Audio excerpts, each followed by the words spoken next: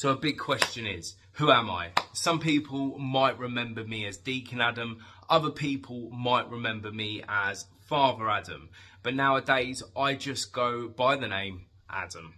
So what's my story? So my story is not a complicated one. I grew up as a hip hop head.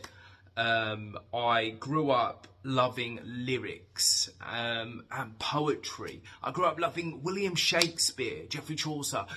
I grew up loving anything that had a clever lyric or was interesting within wordplay, which led me falling in love with church hymns such as John Newton's Only Hymns and William Cowper's Poetry and So, which sort of diverted me in the direction of the church because John Newton, very, very famous vicar, William Cowper, very famous Christian, and I fell in love with liturgical worship, the Book of Common Prayer by Cranmer, and So. And I ended up working for a church. I ended up getting ordained in the church as a deacon and then later as a priest or a minister or whatever way you, or presbyter, whatever term you want to use. And I worked within the church for a solid 10 years. And my favourite things to do was the community aspect, being involved with people, youth work, working with the older folks, going into the cafes and so. And also I had a passion for, it took me a while to get a passion for it, but I had a passion for liturgical worship. I had a passion for how services were structured out. And I had a guy that I worked with that had a passion for it as well. So it was easy to work with him to grow this passion in that element, which led me to enjoy my church time period. But I'm not going to lie, I woke up one morning after suffering with a bit of mental health and I left the church.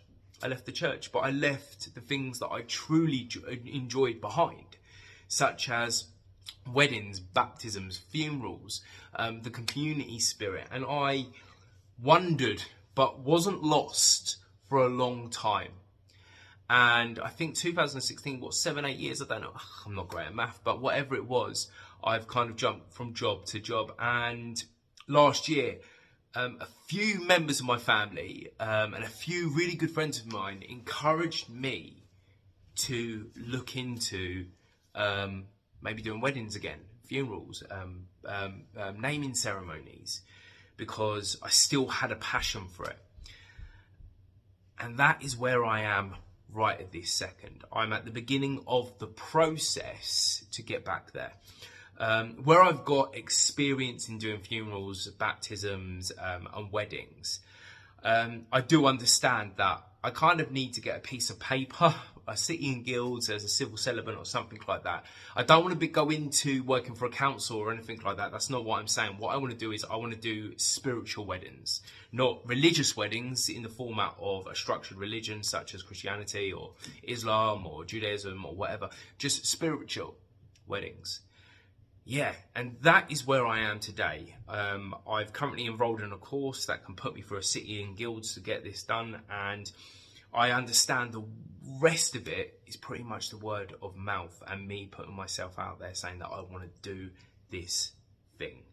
So what is liturgical worship? And I think this is an important thing, what it is and what I personally think it is or should be in that sense.